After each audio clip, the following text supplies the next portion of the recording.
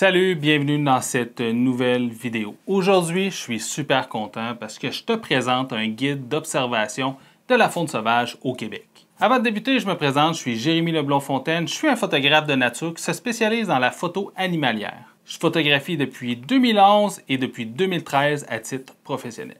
Je guide des ateliers photos, j'ai des clients qui viennent de partout dans le monde et qui viennent photographier les beautés du Québec et du Canada. Avant de m'attarder à la photographie animalière, je ne portais pas nécessairement une grande attention à tout ce qui était les signes de passage des animaux dans la forêt lorsque j'allais faire mes balades. Sans m'en rendre compte, j'allais me promener dans des coins où la faune était bien présente. Lorsque j'ai débuté la photographie animalière, je ne me doutais pas que j'allais pas nécessairement avoir à aller très loin pour pouvoir trouver des animaux. Il allait simplement falloir que je regarde mieux. Dans ce guide, vous allez trouver différents trucs pour que vous aussi, vous puissiez observer la faune sauvage.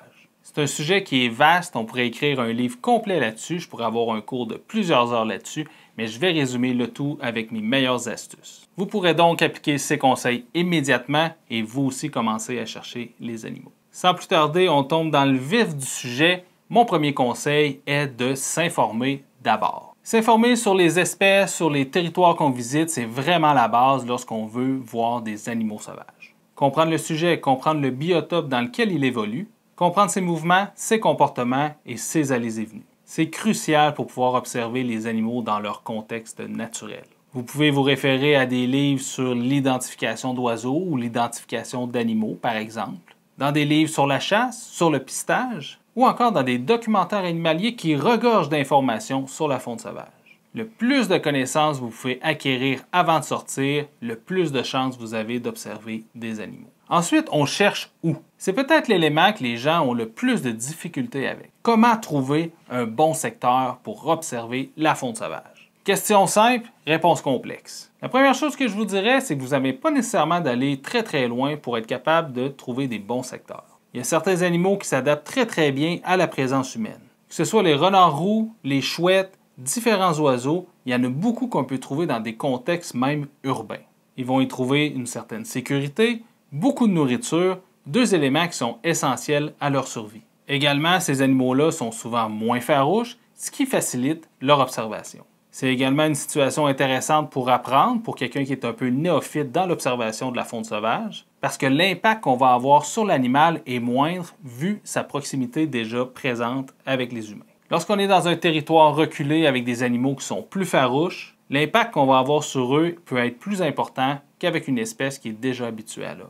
L'expérience va être plus intéressante évidemment si on est en pleine nature, mais les chances de voir des animaux est peut-être un peu moins présente. L'expérience en ville ou dans des territoires qui sont plus occupés va être moins intéressante parce qu'on va avoir à cohabiter avec des randonneurs, des chiens, d'autres photographes ou d'autres observateurs, des fois qui ont même un comportement un peu douteux. Donc on va d'abord regarder pour des parcs urbains ou encore des parcs municipaux qui vont permettre d'avoir accès à une certaine faune un peu moins farouche, mais où l'expérience va peut-être être un peu diminuée. Un peu plus loin des villes, on va retrouver les parcs nationaux. Ce sont des territoires de conservation, donc on ne peut pas nécessairement aller n'importe où, on peut souvent pas sortir des sentiers, et ils sont souvent également assez achalandés. Pour les mêmes raisons que dans un parc urbain, on va retrouver des animaux qui sont moins farouches et un peu plus faciles à observer. Mais encore une fois, l'expérience nature est peut-être pas la meilleure. Ensuite, vous avez les terres publiques, les ecs et les réserves fauniques, où l'on pratique généralement la chasse. On va y trouver des animaux un peu plus farouches du fait qu'ils sont chassés une partie de l'année. Évidemment, il est bien important de s'informer sur les périodes de chasse avant d'aller se promener dans ces coins-là. Les routes isolées peuvent être également des bons endroits pour observer la faune. Il y a bien des animaux qui se servent de nos routes pour se déplacer plus facilement. Les routes de bois, les chemins isolés, les routes de gravier, habituellement, c'est des bons coins pour pouvoir observer la faune. Dans tous ces territoires, il va falloir déterminer les meilleurs secteurs pour pouvoir observer les animaux sauvages. Et c'est là que toutes les connaissances que vous avez acquises par vos recherches précédemment vont vous être utiles. De manière très générale, optez pour des secteurs où les animaux vont retrouver sécurité, nourriture et repos. Les milieux humides sont généralement des endroits qui sont très riches en biodiversité, notamment pour les chouettes et hiboux, les oiseaux de marais et certains mammifères. Les bûchers et les sites de feux de forêt vont avoir une forêt jeune, ce qui va attirer certains animaux, comme les orignaux ou les ours, par exemple. Les orignaux sont friands de jeunes pousses et les ours de baies. Et c'est deux types de végétation qu'on va retrouver dans ces sites. Au fil du temps, vous allez repérer instinctivement des sites qui sont propices à la présence des animaux sauvages. Un autre aspect bien important, c'est quand chercher. Les animaux ont des périodes d'activité qui sont assez précises. Bien que celles-ci peuvent varier selon la région dans laquelle on se situe, le dérangement humain, la présence de nourriture ou encore le moment de l'année, on retrouve habituellement des routines chez les animaux sauvages. De manière très générale, les périodes les plus actives sont tôt le matin, tard le soir et la nuit. La majorité des animaux est plus actif la nuit et dans les périodes qui s'y rapprochent. En période estivale, ils sont plus à l'aise parce que la température est plus fraîche. En journée, ils vont rester à couvert, à l'abri de la chaleur. En période hivernale, ils vont dépenser moins d'énergie à être actifs la nuit, puisque c'est la période de la journée qui est la plus froide, et ils vont dépenser moins d'énergie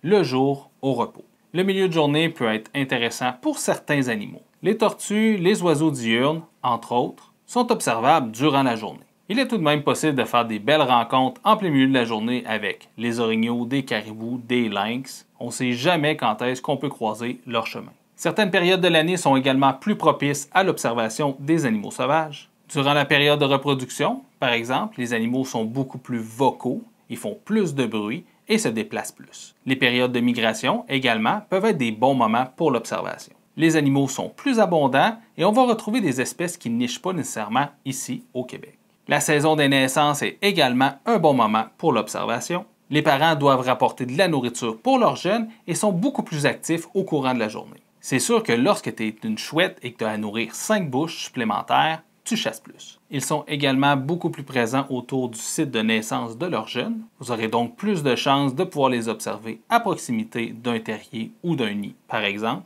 Bien évidemment en conservant une distance sécuritaire et dans le respect de l'animal. Si vous voyez que vous dérangez un adulte qui veut nourrir ses petits, quittez immédiatement le site.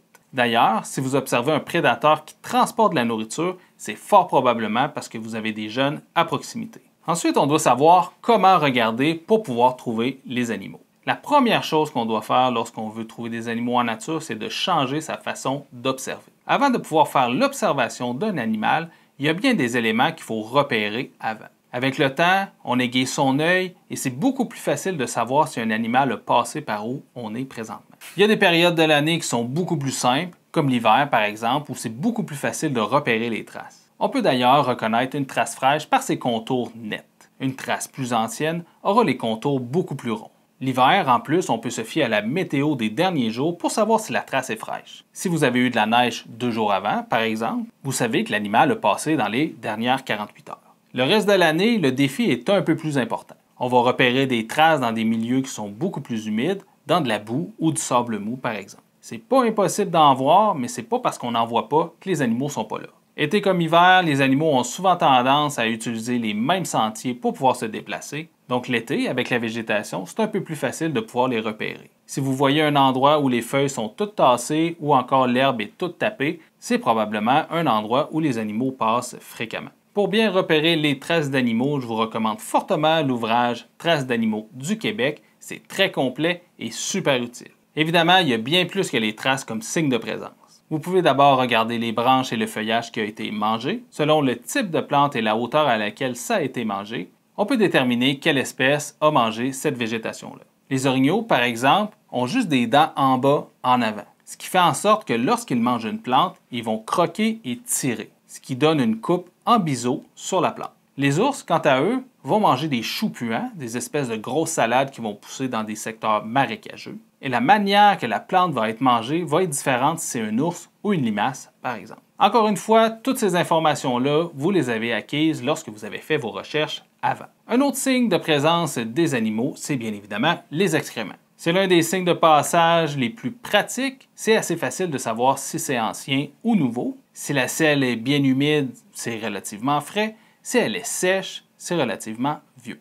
Dans les guides d'identification, on va retrouver généralement pour tel animal, tel type d'excréments. Un autre élément qui est très important pour être capable de trouver les animaux en nature, c'est savoir comment se promener. Personnellement, pour mettre toutes les chances de mon côté, je me promène toujours comme s'il y avait un animal à proximité. C'est-à-dire que j'essaie de minimiser le bruit que je fais, que ce soit par les vêtements que je porte ou encore de la manière que je marche. Je vais marcher dans un sentier ou un chemin de bois de manière à faire le moins de bruit possible. Donc, par exemple, s'il y a une portion qui est plus gazonnée ou qui a plus de terre par rapport à du gravier, je vais marcher sur cette portion-là puisque mes pas vont faire moins de bruit. Ça aide à être moins repéré et également à mieux écouter soi-même. Évidemment, on élimine tous les bruits que nos appareils électroniques peuvent faire, que ce soit la montre ou encore le téléphone, mais également au niveau de l'appareil photo. Pourquoi on fait ça? Idéalement, on essaie de repérer l'animal avant que lui nous repère.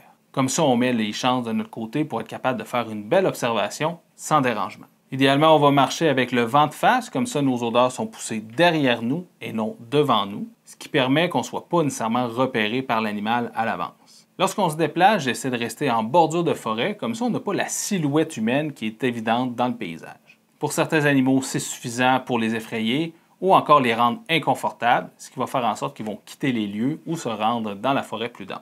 On peut également opter pour des vêtements qui vont camoufler la silhouette humaine, entre autres avec du feuillage artificiel qui vont casser la silhouette. Outre la billboard, on peut également opter pour l'affût pour faire de l'observation. C'est une méthode tout aussi valable, mais personnellement, c'est quelque chose que j'aime un peu moins. Un autre point qui est très important, c'est comment écouter. Outre l'aspect visuel, l'audition est tout aussi importante pour pouvoir repérer les animaux sauvages. Il faut être capable d'entendre et de reconnaître les sons qu'on entend. Si vous voulez observer des orignaux, mais vous ne savez pas quel son ça fait, et que là vous entendez un son en pleine nature, peut-être que vous allez passer à côté d'une belle observation. Dans la préparation, on peut aller écouter des sons d'oiseaux ou des sons d'animaux à l'avance, et éventuellement être capable de les reconnaître sur le terrain. Il y a une application pour les oiseaux qui s'appelle Merlin Bird ID, que j'aime particulièrement pour l'identification d'oiseaux, parce que ça devient vraiment complexe lorsqu'on tombe dans les petits oiseaux. Il y a tellement de champs possibles et d'espèces que c'est très difficile de tous les connaître. Je vous ai mentionné précédemment qu'il était très important de faire le moins de bruit possible.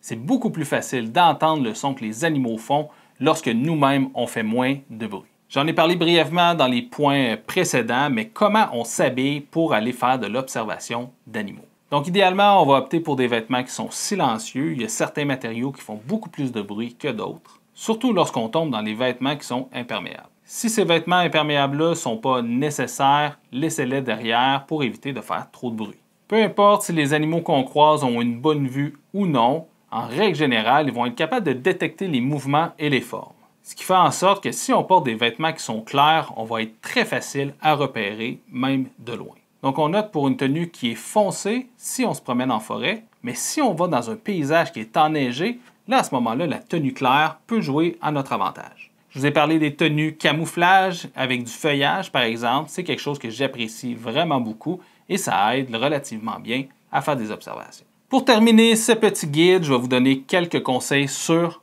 comment observer. L'aspect le plus important de l'observation de la faune sauvage, c'est d'observer d'une manière qui est respectueuse. Il faut toujours garder en tête qu'on est en visite chez l'animal, on n'est pas chez soi. Évidemment, tout comme lorsqu'on visite quelqu'un, on ne peut pas se comporter de n'importe quelle manière.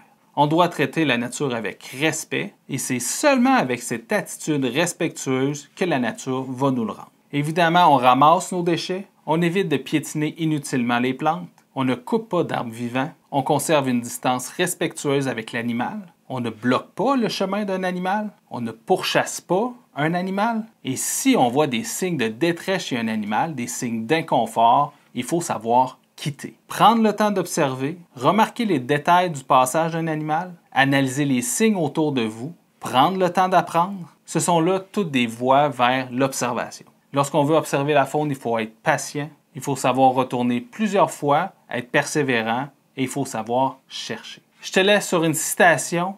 Si tu ne vois rien, regarde mieux. Si tu as aimé cette vidéo, je t'invite vivement à cliquer j'aime et à partager avec tes amis. J'aimerais bien que tu me laisses un petit commentaire et que tu me dises, toi, c'est quoi ta plus belle observation animalière. Merci beaucoup à mon partenaire Lore Photo qui m'accompagne dans mes aventures. Et n'oubliez pas, lorsqu'on observe la faune, on doit le faire avec respect. Allez, on se voit à la prochaine vidéo. Ciao tout le monde!